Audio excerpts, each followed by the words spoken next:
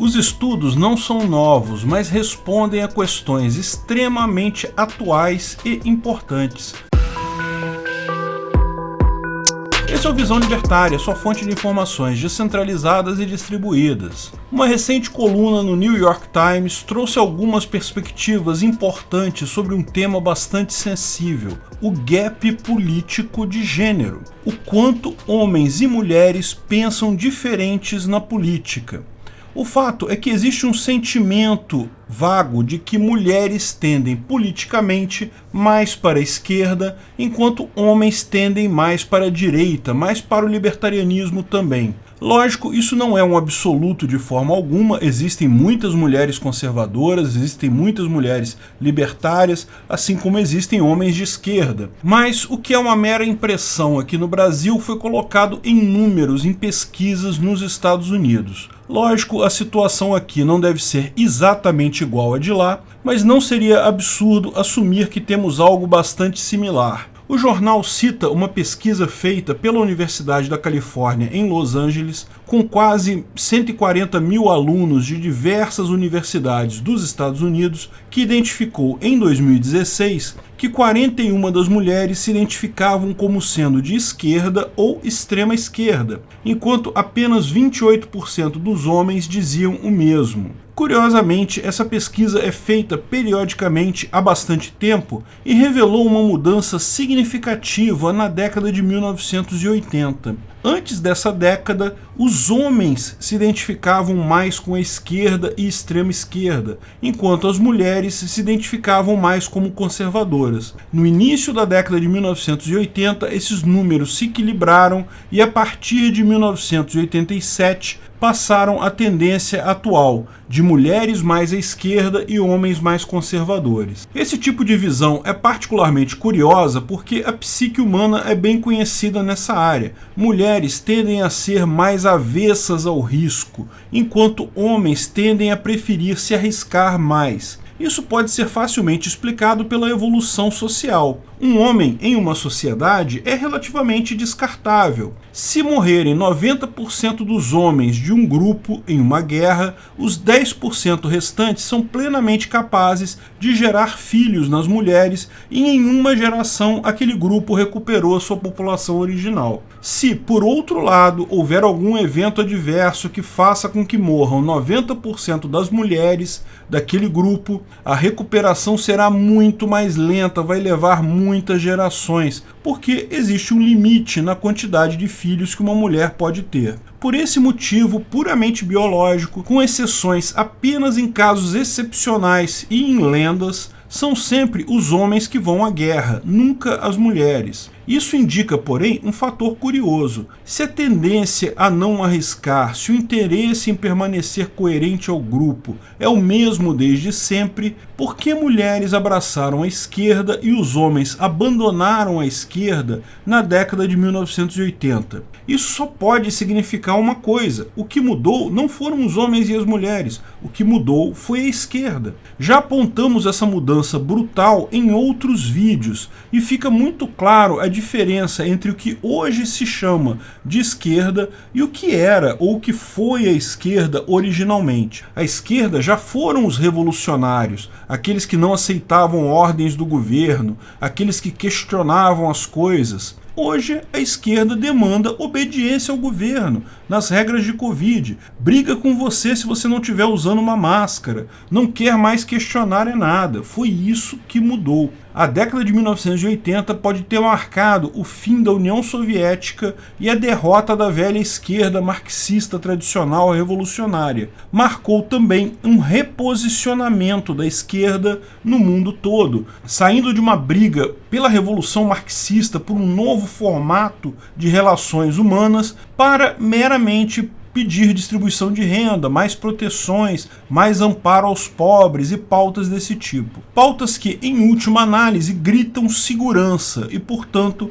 apelam às mulheres preferencialmente. Os esquerdistas podem nem ter percebido, mas desde então a esquerda deixou de ser aquela coisa incômoda ao governo, às grandes empresas e à aristocracia política e passou a ser exatamente uma ferramenta destes grupos para controlar as massas. Hoje, a esquerda passou a ser usada pelo establishment político para evitar dissidência, em nome de uma maior segurança contra a Covid. A esquerda deixou de ser o anti-establishment para se tornar o establishment. E o curioso, até agora muito esquerdista não percebeu. Quando grandes corporações começaram a usar símbolos em arco-íris e outras coisas para favorecer pautas de esquerda, isso deveria ter dado a dica para eles. Mas as pesquisas vão além. Em outra pesquisa perguntou para homens e mulheres o que eles consideravam mais importante, a liberdade de expressão ou a proteção dos sentimentos das pessoas, o que eles chamaram de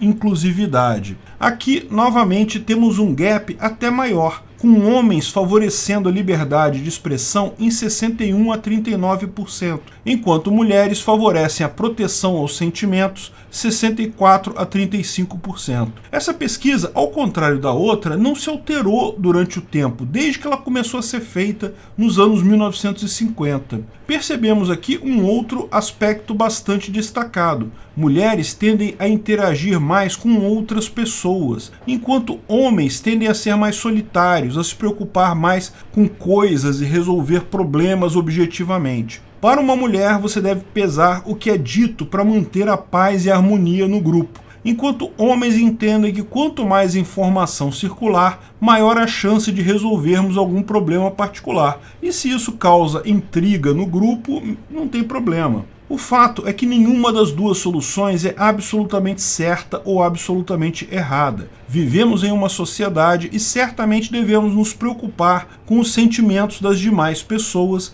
ou a sociedade pode degringolar muito fácil. Ao passo que silenciar o grupo em nome disso também é arriscado porque tende à estagnação e a problemas não resolvidos. Importante fazer um parênteses aqui. A visão libertária disso é que a liberdade de expressão deve ser absoluta. Ninguém deve ser proibido de falar nada. Mas isso não se confunde com o peso da conveniência ou da estratégia. Ou seja, eu acho que você deve ter o direito de falar qualquer coisa que você queira, mas eu acho que você deve pensar duas vezes antes de falar certas coisas. Acho sim que tem coisas que não devem ser faladas. Não é que você seja proibido de dizer essas coisas, não é uma questão de proibir ou permitir, é uma análise de conveniência e estratégica que cabe a qualquer pessoa. Mais uma vez, isso mostra a mudança da esquerda. A esquerda foi uma grande advogada da liberdade de expressão há algum tempo atrás. Eles eram quem queriam falar contra o sistema,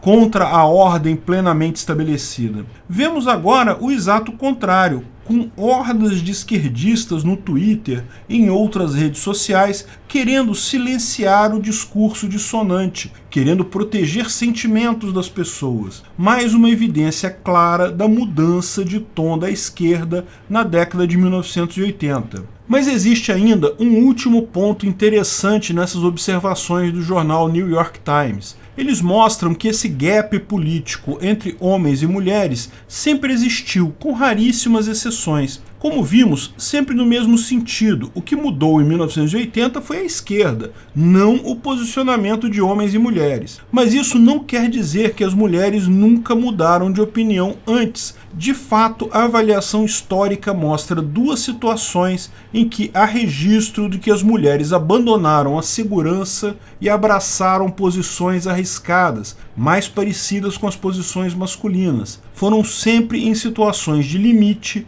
e o resultado foram revoluções. As mulheres francesas sempre foram muito mais conservadoras que os homens no século XVIII, até o momento que começaram a passar fome e aí se tornaram uma das principais, se não a principal força na Revolução Francesa. Foi apenas quando as mulheres abandonaram sua crença no sistema anterior que a Revolução de fato aconteceu. Da mesma forma, na Revolução Russa, em 1919, observou-se a mesma característica. As mulheres russas sempre foram, aliás, ainda são hoje em dia, muito mais conservadoras que os homens, até o momento em que a Rússia, envolvida na Primeira Guerra, ficou em estado de penúria, faltando comida e com milhares de mortes na guerra. Quando as mulheres se uniram à Revolução, aí sim que ela se tornou inevitável por lá. As mulheres tendem à segurança, portanto, tendem a crer que o sistema atual, é melhor, não querem arriscar novas formas de ver o mundo,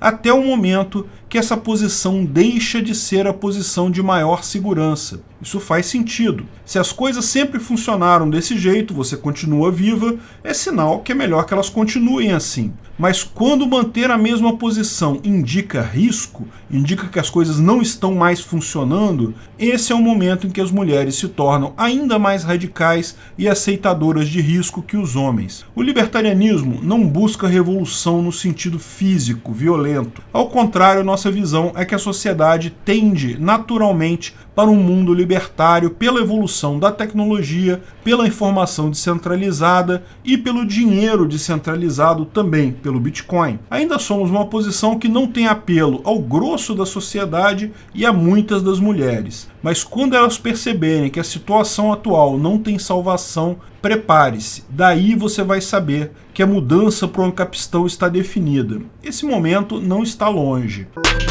Obrigado pela audiência. Esse vídeo foi um oferecimento de armataweb.com, cloud e serviços de data center. 100% de compromisso com a satisfação e privacidade dos clientes. Aceitamos Bitcoin. Veja o link na descrição do vídeo. Se você gostou desse vídeo, clique no like e compartilhe ele em suas redes sociais. Se inscreva no canal para nos ajudar, clicando no botão vermelho abaixo. Se quiser ser avisado de novos vídeos, clique no sininho ao lado. Se você quiser comprar camisas e outros itens do Visão Libertária, veja nossos itens no site Pimenta no Café, pimentanocafé.com.br/Visão Libertária, tudo junto sem acento, ou clique no link da descrição. Até a próxima!